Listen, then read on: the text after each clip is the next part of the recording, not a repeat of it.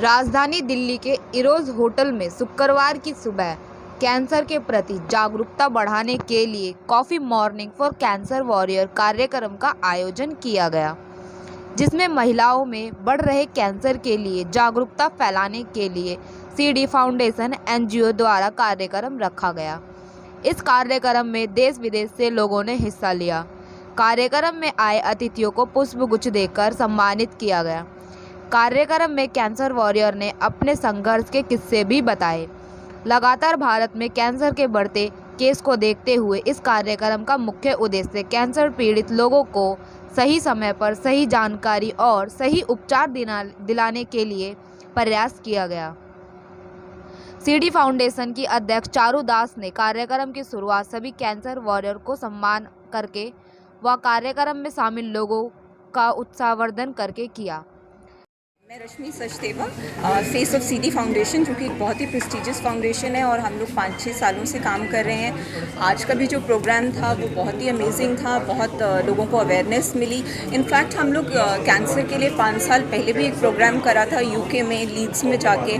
जैसे आज आप लोगों ने क्लिप्स में देखा, उन सब लेडीज़ को हम लोग मिले थे, उन लोगों के लिए वॉक करी थी और वो भी प्रोग्राम बहुत सुपरहिट था। और आज जो हुआ है, आज का प्रोग्राम से लोगों को बहुत अवेयरनेस मिली है।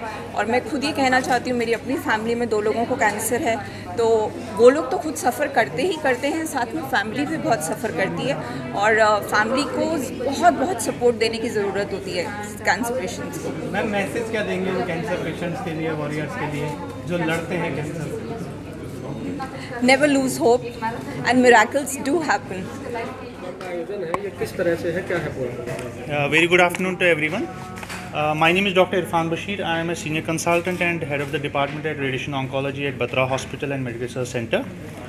Batra Hospital is a multimodality hospital, 500-bedded hospital, where we have a complete setup for the treatment of cancer patients. The purpose of today's program, जो आज का program था, this was for cancer warriors. We actually don't call them cancer survivors or warriors, we call them fighters, because जो हमारे patients हैं, जो बहुत ही अपने विल पावर से और अपनी क्षमता से ट्रीटमेंट को फेस करते हैं और सारी चीज़ों को झेलते हैं, ट्रीटमेंट के साइड इफ़ेक्ट्स को, and ultimately they come out as winners. So हमारा सारा जो मकसद है, आज का जो प्रोग्राम का मकसद था, वो ये था कि हम लोगों को ये बताएं कि कैंसर वर्ड जब वो सुनते हैं, उसका मतलब ये नहीं है कि दिस इज़ डेथ। कैंसर का मतलब डेथ नहीं है।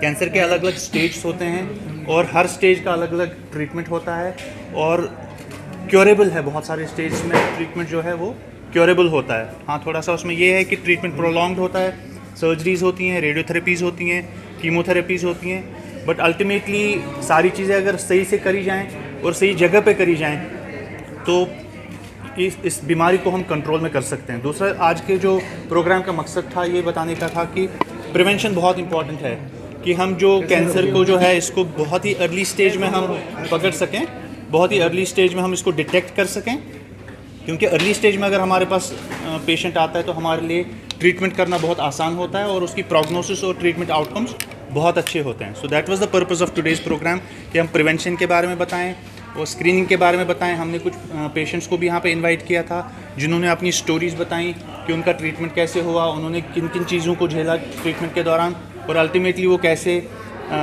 इस बीमारी को कंट्रोल कर पाएँ और उसको हम उनको हरा पाएँ। Thank you sir.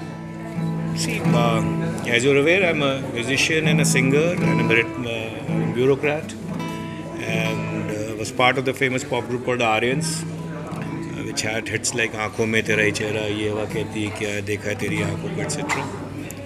And now I've started my journey independently also.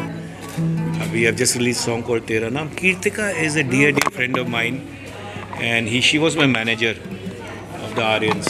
And CD foundation से आप आज कार्यक्रम में आए हैं। जी, क्या कुछ कहेंगे इस कॉज के लिए? it's a wonderful initiative of CD Foundation and CIC and D Dance Academy UK. इतना बढ़िया इनिशिएटिव लिया, सब कैंसर सर्वाइवर्स को साथ में लाए और हम सबको इंस्पायर किया। डॉक्टर्स ने इतनी अच्छी अच्छी बातें करी यहाँ पर, इट इज़ ट्रूली इंस्पिरेशनल और हम सब वी प्रिटी अमेज्ड कि how there is a life after cancer also, और लोग लड़ सकते हैं और अपना जीवन एक नॉर्मल तरीके से बिता सकते हैं, प्रोवाइडेड हम उसमें हम समय से उसको डिटेक्ट कर लें एंड जैसे मैंने गाने में भी अभी बोला कि गेट अप स्टैंड अप कि टुमारो कल का सूरज निकलेगा और get up stand up and तुम ठीक हो जाओगी, ठीक हो जाओगे। तो कोई 2 लाइन बना दीजिए इसी की।